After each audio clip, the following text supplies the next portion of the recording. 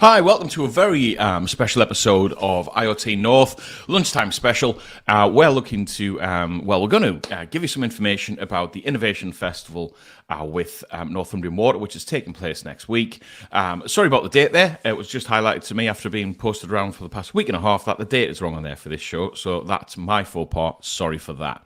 The show today, we're going to have Steve Blanks on a pre-recording. Sadly, he was unable to attend today, but we managed to have a chat with him yesterday and get his insight on the Innovation Festival and in particular his sprint. And we've also very fortunately got Andrew Myers, lead architect at Northumbrian Water Group, with us as well. And in fact, let's bring Andrew in and say hello. Hi, Andrew. How are you doing? Hi, Paul. Good to join you. Thanks very much for joining us. Hey, we've got a 30-minute show today. It's lunchtime. People are enjoying their sandwiches and stuff. People can still also catch this show afterwards as well. We're going to play a little video with Steve and let him give us a bit more insight, which is about 8 minutes long. If you've got any questions, comments, if you want to say hello, you know that we love for people to say hello. Please do. Mr. Steve Todd's there. Hi, Steve. Great to have you online. Always love your input and questions as well. The Innovation Festival at Northumbrian Water is absolutely excellent. It's a great combination of what a festival's about, music, comedy, but also about the tech side of things as well, which is absolutely brilliant. And I'm looking forward to attending next week. And you guys have got some really interesting stuff with your particular sprint, which we'll touch on very soon. If you would like to register for the Innovation Festival, by all means, follow this link. This link here in particular takes you to the actual sprint that we're chatting about, that Steve and Andrew are part of. If you want to see the overall Innovation Festival, then you can check that out as well. And well, we've got Mr. John Staveley, my good friend. Hello, all from the south. I didn't realise Yorkshire was that far south, John. Okay, let's jump on to a little video from Steve. Would you like to introduce yourself and also your role at Northumbrian Water? Yeah, so morning, everybody. My name's Steve Blanks. My role at Northumbrian Water is I'm the product manager for the emerging tech portfolio. So I look after all the new emerging tech that comes into the business. And I've got quite a big portfolio of initiatives that I look after, including our smart network program and our digital twins program. Excellent. So what is the Innovation Festival? Okay, well, the Innovation Festival is a really brilliant get-together. It runs from the 18th of October until the 21st of October. So that's happening next week. It's zooming up really quickly. And it really is what I would say is a perfect blend of traditional festival fun. So those people that have been to festivals, I mean, obviously lockdown has prevented some of that, but you know, the festivals, you get out there, you have lots of fun with lots of different activities, and it has a digital twist. And it's kind of like a mashup of innovation techniques like design thinking, data hacks, with the spirit of a British summer festival. And I'm going to say summer festival, looking outside the window, it's just about to tip down with rain. So we're not quite in that sort of summer blazing sunshine, unfortunately. And we started running the festival back in 2017. And over the last 4 years, it's grown to become our core engine room for generating ideas. But it's kind of more than that, really. We use the Innovation Festival really to make rapid progress on ideas that come out of the festival, and it goes right across all our organizational boundaries. And this year is particularly different because we're running it a hybrid. So innovators from across the globe will be joining forces on virtual sprints, hacks, dashes, aimed at solving some real world problems and some big society, issues. And in summary, if you look at the Innovation Festival and those people out there that know what a sprint is, we're trying to condense down a lot of work. I mean, we call it a year's worth of work in a week. But ultimately, it's not just about that spirit of engagement and generating ideas. It's ultimately a lot of fun. So it's great for people to invest the time and share ideas. And, we're huge advocates of open innovation. But what is the value to the attendees? They're committing their time, they're sharing some of their secret sauce. What's Northumbrian Water willing to give back to them? Okay, well, the massive value for people attending, is you get all kinds of disciplines coming together. working collaboratively, and that's one of the real strengths of our Innovation Festival. And it's about that co-creation of ideas, because cross-fertilization happens when you mix different disciplines together. Some new ideas come forward, and they solve some of our biggest challenges in the water sector. And actually, given the disruption of COVID, and obviously a lot of people been struggling to get to events, for obvious reasons, this has been developed in a hybrid format, so it mixes that both physical and virtual events, and we have a real range of things happening. We've got celebrity lightning talks, we've got networking events, we've got live tech demos, we've got music, and we've got comedy. So it mixes what we consider to be, think about those festivals, those music festivals that you might have been to, where you get all that mix. It's kind of similar to that, and much, much more as well. So everyone who attends, and the real benefit is it's particularly great for networking. We have lots of case studies over the years where people have got together and there's been a spark, that serendipitous moment where you meet people and you generate ideas and you get to meet people that you never met before. And so many people coming together from so many different organizations in one space. And I would say there's one of the big things that for those people that remember Mr. Motivator from BBC years ago, and he was on ITV, he's doing a little bit of a get up and go, get us all in through on a Monday morning when we're recovered from the weekend. When we're feeling a little bit groggy on a Monday morning, he's going to motivate us in true spirit on Monday morning. So it should be a lot of fun. And that's an indication of what it's going to be like. So what is the value to Northumbria Water? What has Northumbrian Water got out of the past events? Yeah, well, I think, first of all, just say that, water is something that, we all as customers, you, me, Paul, everybody takes for granted. But as a water company, there are lots and lots of challenges from managing the water when it drops out the sky, because we just think it drops out the sky and comes out of our tap. That's not the case. We have to put it through lots of processes. And, to the point where it comes out of your tap, there's lots of things we need to do. And there are lots of challenges in that. And as one of the leading innovators within the water utility sector, we are constantly striving to make improvements to the way we manage and operate our business, and in particular, the service, critically the service we provide to our customers.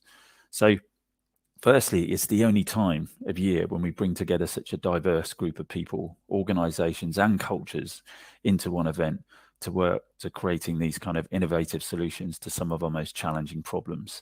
And secondly, it's the coming together of those different backgrounds, skills and approaches that brings about that cross-fertilization of new ideas, new ways of thinking, and really drives innovation in our business. And in short, it's bringing together that ecosystem of fantastic minds that will generate some fantastic ideas for our business. And that's the real value. And we get that kind of interaction with a lot of businesses that we wouldn't normally see on a day-to-day business when we're running operations in the field. Who should attend, and who should be really interested in the sprint that you're running, in particular, making smart meters smarter? Okay, so I'd say let's put it this way. Let's start from a perspective of, I'd say the innovations for any type of business or individual, whether you're a designer of innovative software or an IoT sensor provider, manufacturer, or an engineer or a data scientist. But essentially, it's anybody who has an open and curious mind, who is keen to work with other like-minded people to collaborate on co-creating new ideas to solve some of these problems. So, I'd say that, anybody that's interested, yes, we are interested in sensor providers. Yes, we are interested in people that have comms capability and new comms capability. You've got the big mobile operators, but then you have some small innovative players, and we want those kind of mixture of ideas within the room. We also want people that are looking at power, alternative sources of power. We know those little batteries that you put in things like a smart meter. It's not great because, at the end of their life cycle, what are you going to do with those batteries? You're going to put them into landfill, probably. So we need some alternative ways to power our meters, and that's really one of the purposes of our sprint coming up. So hopefully, that kind of, we don't want to make it too restrictive, because sometimes the best ideas come from people that have got nothing to do with the water industry. They've got nothing to do with technology necessarily, but we do want those technology players in the room. I think that's a really interesting statement, actually, Steve, that a lot of people think, oh, well, I have nothing to do with water. But I think, with the really exciting piece of innovation, and open innovation in particular, is actually taking ideas from other things that can help evolve your area in regards to water. And from past attendance of my own at the events, that's one of the things that's really resonated, is actually some of the really off the wall kind of ideas that actually all of a sudden have become common sense in looking at how to implement new technology and ways of thinking and processes and stuff has come from that. So how can people be involved? What should they do? Well, the first thing is log on to the festival website, which is innovationfestival.org. So really simple URL to remember. And you can see a wide array of sprints and hacks that are taking place that week. And there's lots of details. I mean, we've got around 50 odd sprints, hacks, jams happening over the course of that week. So, I mean, there's lots of activity and there's lots of things to stimulate interest in all kinds of areas. But you can also, what's useful about the website is you can backtrack to previous years and you can review some of those case studies and successes from previous innovation festivals. And that will give you a really good flavour. And obviously, we're in a slightly different environment. We used to hold the water festival up at the racecourse, Newcastle Racecourse. Last year, we were totally online. This year, we're going completely hybrid. So it's a very new format. So it's quite pioneering in that respect. But that's the best way to get involved, is to kind of log on to the website and review the sprints. And obviously, naturally, I'd like to encourage you, as many people as possible, to register for my own sprint. But if we run out of space on our own sprint, there are plenty of opportunities to take part. And what are the limitations in the amount of people for the sprints? How many? So we're looking at ideally, I mean, it sounds quite low numbers, but with events, lots of people register, they don't turn up. But ideally, we want about 15, 16, 17 people, something like that in the room. But then we can have larger numbers, obviously, online, because we obviously have to be very cautious about the space we're using, because we're still in that COVID environment, and we've got to make sure we have social distancing. And I would say that everybody that attends physically in Newcastle will need to, if they haven't been vaccinated, they need to show a negative lateral flow test. And if they have been vaccinated, proof of vaccination. And we have to be quite stringent on that for obvious reasons. Yeah, that's totally understandable. So let's chat about a little bit more detail about your own sprint. What are you looking for your sprint? Okay, well, I'll give you a little bit of background on the sprint, because one thing that our sprint specifically looking at generating ideas to enable our current smart meters to be even smarter, in simple words. So in case any of you don't know what a smart meter is, these are meters that sit in a boundary box outside your property under a lid. And on that lid, you'll see a metal plate with a letter W or the words water on it. And I think most of you probably just stepped over that this morning if you've gone out of the house. But everybody has that. And these are called boundary boxes. And your mains water runs through the meter, which currently records the flow of the water. And at present, we have an expansive program to roll out new smart meters in the southeast and northeast of England. These new meters take a reading every 15 minutes, and they batch up this data, sending it via a comms device to the cloud and further on to internal platforms that we manage at the end of each day. Now, whilst the tech is great, replacing what was essentially an analog meter, where you would typically lift up that lid, you'd shine down your torch and you take that analog reading, we feel there's plenty of untapped, and forgive me for the pun, potential to make these meters even smarter using some new and emerging technology and some new innovative thinking. And there are kind of a number of areas that we're looking at. I mean, I've highlighted it previously, but firstly, this is an opportunity to look at different types of sensors that could be installed inside the meter casing. So to measure things like temperature, water quality, pressure. And it's felt that through these additional sensors, if we can get those additional sensors in, and bear in mind we were operating in a very constrained environment, we have potentially can provide data insights to help detect leaks in our network, but also leaks within the customer's property. So imagine you had a leak and you didn't know about it, because we can't see underneath the floor. We can't tell, unless there's water dripping through your ceiling, of course. But, how do you tell where there's a leak? Yeah. If we can tell that through pressure and we can monitor it on outside the customer's property, then that's a massive benefit. Secondly, we're looking at, okay, there is a frequency at which the data is transmitted from the meter to the cloud. Currently, batteries power our meters, and the more frequent the transmission of data, the bigger the draw on the battery there is. So we need to look at alternative ways to power our meters and essentially reducing our carbon footprint, because as I say, chucking all those batteries into landfill is not great. And then thirdly, we've got this comms aspect. So currently we use SIM cards, mobile SIM cards within our devices, and it's not always easy to get good coverage. We know that from our own devices, when we're out and about in rural areas, sometimes you can't pick up that signal. So we're looking at alternative ways to use new technology to plug the comms gap. And that's a really important thing. And lastly, our Sprint is only one of a handful of hybrid proper events. So, most of the activity takes place online, but this is one of the few where you can physically turn up. And it's going to be at the Common Room in Newcastle through the week. So people will be a mix of people joining in person and online. And to help kind of visualize the smart meter, we've commissioned and launched an Augmented Reality App. So those joining online can actually get an accurate representation of that smart meter and the environment that it sits in. And you can get that app. It's available on Android and iOS devices. Just go to the App Store and search for NW Smart. That's Northumbria, N for Northumbria, W for water, smart. Awesome. I'm going to download that right now. Steve, absolutely brilliant. Thanks very much.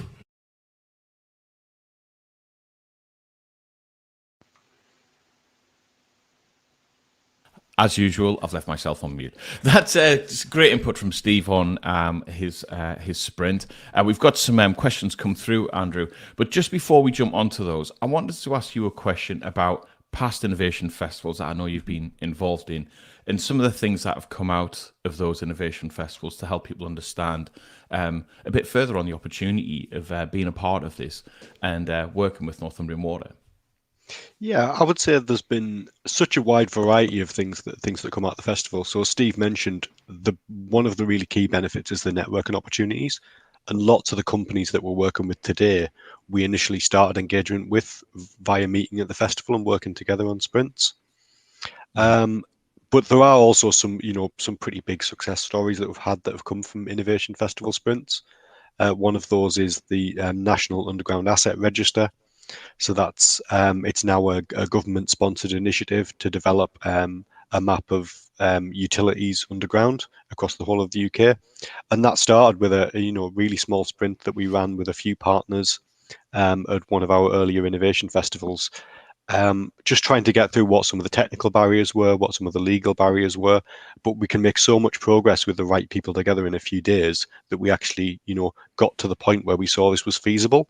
And now this is, a kind of huge government initiative that's taken place. That just shows the benefit of having the right people together, working together for a few days. Yeah, absolutely brilliant. Let's jump into some of the questions.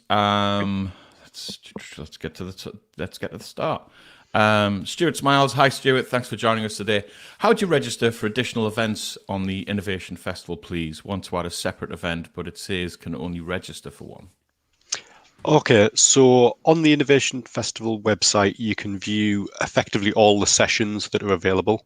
So once you've registered for the festival itself, you can choose which sessions you want to attend. What we recommend is that people choose a particular sprint or hack to be involved with for the duration of the week, because often things continue from one day into the next. So if you're going to be involved in the sprint that myself and Steve are running, looking at smart meters, it's useful to get that continuity of attending for all 4 days if you're available for those 4 days, rather than jumping around doing different sprints on different days. But there are lots of other sessions. We have morning sessions where we get briefings on what's going on. We have daily summary sessions called jam sessions at the end of the day. We have celebrity speaker sessions and they can all be signed up to. So if you just take a browse through those sessions, but when we say try and sign up for one in particular, that's more one particular event across the 4 days, rather than trying to do different things on different days, because it'll be quite difficult to get up to speed. If you joined one on day 4, to learn what had happened in the previous 3 days would be quite difficult. I think that nicely answers Ryan Thornley's question. Hi, Ryan. Thanks for joining us today. Are all sprints spread over the full 5 days? Are there any particular days that would be most beneficial to attend in person? What I heard you say there is that, it's best to be there from the start and attend your way through. for the particular sprint that you're interested in? Yeah, I would say so. I would say not everything is well. For start, these are 4 days, so it runs from Monday to Thursday. We do have some events on Friday, but that's more like a wash up with kind of just like core festival team. So the main sprint with attendees are the 4 days, so the Monday to Thursday of next week. Yeah. And we do have some that are single day or are shorter. So we call those daily dashes. So that's a really sort of focused sprint on a single day, looking at a very specific topic, and that's usually more narrow focused. So on the kind of broader sprints, such as the one that Steve and I are running, we're going to spend the first day generating ideas, and then the following days diving into some of those ideas in a much more detail. Yeah. A daily dash that runs in a single day will usually have a much more constrained idea of what they're trying to get through, so that they can progress through that in a single day. Yeah. So with the sprints, investing, a full 4 days there, people have got businesses to run and so on and so forth. So is there opportunities for them to step out for an hour or so, a couple of hours throughout that day, to be able to go and do their day-to-day stuff just to keep the engine running, so to speak? Absolutely, yeah. So we have breaks throughout the day. Also, I would say probably more so if people are attending online. There'll be times when people can step away for certain sessions. Equally, if people aren't available for every particular session, as long as they're open with us around that, we can work around that. And there'll hopefully be a number of people with similar subject matter expertise in those sessions. Excellent. And so another one from Stuart. What are the outcomes you are seeking to achieve? So we try to be not too prescriptive on saying we expect to get X out of this. What we're trying to do is generate ideas for what the next generation of smart meters could look like. And we want to get a feel for which one of those are feasible and what they might look like. We haven't said it must be specifically extra sensors, it must be better battery life, it must be, new comms technology. We'll probably explore a few ideas over the few days. And what we're really trying to do is get a feel for which ones are really feasible that could spin into a following project.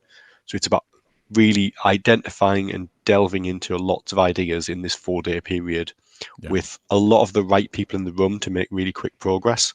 So having the manufacturers of our current smart meters there with their technical guys available, having new interesting people with experience in IoT in the room that can kind of tell us what's been done elsewhere will help us to kind of really quickly iterate through those ideas and go which ones are actually have got legs and we think are really worth going after, and which ones actually go, to be honest, that one's a bit difficult or the tech's not quite there yet for that one, and maybe one for the longer term. Right. So one of the things, from being a previous small business owner that would raise concern with me is that if I'm sat there with your existing supplier and we're coming up with ideas from my experience of how they could evolve and such like, it's then, well, hold on, I'm giving a bit of my IP away here, a bit of my secret sauce. What am I getting in return for this? So how do you help people have confidence that it's okay to be open and that, if it is taken on board, then, they'll be included? I would say it tends to be a really open and collaborative idea. So everyone will be sharing things. If people do have specific IP that they're unwilling to share or concerned about sharing in that kind of environment, it might be there's certain things that you do want to hold back. That you say, it is an open environment. We do allow people to join from lots of different companies and lots of different backgrounds. So there may be certain things that people don't want to share in those, and that's absolutely fine. We're not going to pressure people to say, you must give us all the full details of your secret sauce, but you can probably tell us some things about what might be possible or kind of push us in the right direction. And also, a lot of these sprints result in collaborative projects after the sprints. So it may be that companies partner together and maybe apply for Ofwat innovation funding, maybe get funding from Northumbrian Water or another water company to try and actually develop some of those ideas and see how they can be kind of evolved into an actual product. So it's not about kind of giving away IP for free. Yeah. It's around sharing those ideas and trying to work out how we can work together in future. And what I heard then, correct me if I'm wrong, is if they have some secret sauce that they have, then to pull a side conversation with yourself or Steve or one of the Northumbria Water teams and say, hey, don't want to talk in public forum, but we've got something that could really help with this. Absolutely. Excellent. We've got 5 minutes and we've got a number of questions here, so it's going to be quick fire round. No problem. So Stuart Smiles just made a statement of rechargeable batteries in the meters. Currently not. They're currently designed to last for 15 years, which is the lifespan of the actual physical components in the meter. So we try to get the whole thing to be replaced as a full unit at the end of its life. And rechargeable batteries wouldn't allow that. But that may be something we explore as part of this sprint, if we're able to get some way to recharge them. Excellent. So Stuart, if you've got an idea there. Leak detection and notification to orgs if water doesn't stop flowing. So current smart meters do have leak detection built in, but it's relatively simple. So it's certainly an area of focus is to try and see what else we can do with smart meters, and anything we can do to reduce leakage is a huge priority for us as a business. Excellent. Dominic Barnes, with the comms issue, have you considered using multi-MZ network SIMs? Standard SIMs just don't support M2M devices in the same way. Yes, it is something we've explored, but it's not something we've done to a huge extent with smart meters yet. But it could well be the way to go, especially for more rural areas.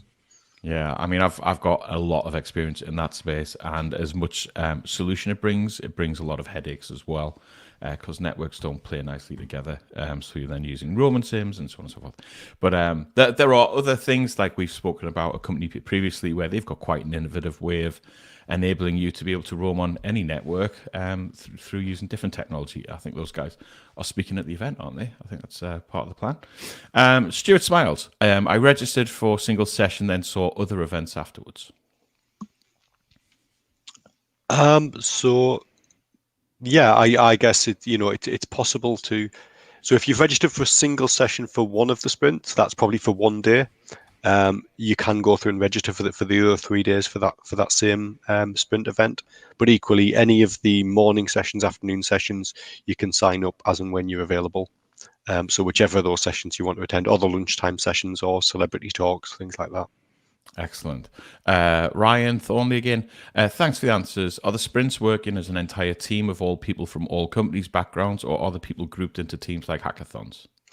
So the way we're planning to running ours, so these will differ depending on which sprint we're looking at. But with myself and Steve, we've got a sprint that's hybrid. So we need to make sure that it works well for the online participants and people in the room. Mm-hmm. So the first day, possibly going into day 2, will be spent on idea generation, and that will be trying to get ideas from as many people as possible from all different backgrounds. Following that, as we get further into the week, we probably will move more into teams, just because different people will have different expertise in different areas that they're enthusiastic about. So we will break into teams and have breakout rooms on Zoom, or different teams working together in the room to try and develop some of those ideas and really dig into the solutions. Excellent. Final cue from Richard. Do people build software proof of concepts as part of the event, or is it more conceptual work focusing on ideas? So there's a bit of both, depending on different sprints. So absolutely, we have had sprints where people have done prototypes for apps or different developments, and certainly a lot of the hackathons, it's about actually producing something at the end of it, whether that's visualization or some kind of new insight. Mm-hmm. So there's all kinds. The one that we're doing is more focused on ideas, but it may be that some of them we do want to prototype something if we think that's appropriate. Excellent. Just to remind everybody, here's the link for the festival to get registered, and in particular for Andy and Steve's sprint, here is the link here. And just going to double check if there's any other last questions.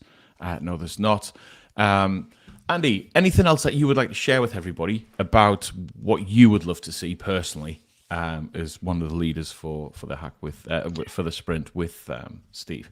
So I'm really keen to get some kind of outside perspectives, not just focus on people who've traditionally worked with the water industry, try and get some kind of new ideas that are out there. And I think, that's exactly why we've engaged with you guys at kind of IoT North to try and get some different perspectives, because we're not, if we just focus on what can be done with a traditional water meter or a smart meter, that's not going to push us forward. What we want to do here is kind of go, look, what does next 5 or 10 years look like, and how can we really take advantage of some of this new technology to really make a step change in what we're doing. Brilliant. Andy and Steve, who isn't with us today, but thanks very much for including us as a community. It's been an absolute pleasure to bring you on board. We are planning on doing a follow-up show after the sprint, all being well. Good luck with it. And please do, everybody, get registered, attend. If you can't go there in person, you can do it online, dip in and out from the different sessions online.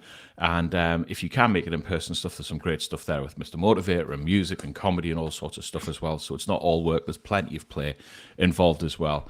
Andy, thanks very much for your time. Really appreciate it and look forward to catching up with you next week. And we have a number of shows coming through. We've got our good old John Stavely, shouldn't have said old there, sorry, John, with a great walkthrough and demo with Raspberry Pis on our November show, November 2nd. On that note, thanks very much and have a great day.